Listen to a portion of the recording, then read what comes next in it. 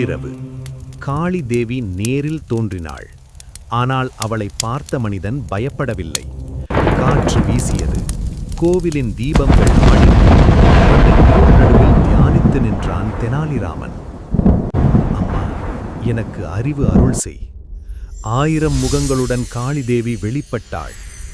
என்னை பார்த்தும் பயமில்லையா என்று கேட்டாள். தெனாலிராமன் சிரித்தான். அம்மா, உங்களுக்கு சளி வந்தால் 1000 மூக்கை யார் துடைப்பார்கள்? தேவியின் சிரிப்பு கோவிலை நிரப்பியது.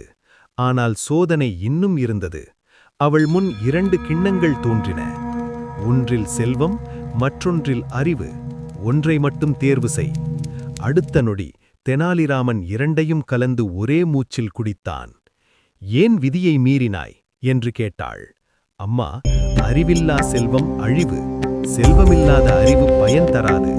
2ம் சேர்ந்தால்தான் வாழ்க்கை முழுமை என்றான். அவன் புத்திசாலித்தனத்தில் மகிழ்ந்த காளிதேவி, இனி உலகம் உன்னை விகடகவியாக அறியும் என்று அருள் வழங்கினாள். அந்த இரவு ஒரு சாதாரண மனிதன் வரலாறாக மாறினான். இந்த கதை உங்களுக்கு பிடித்திருந்தால் லைக் அண்ட் சப்ஸ்கிரைப்.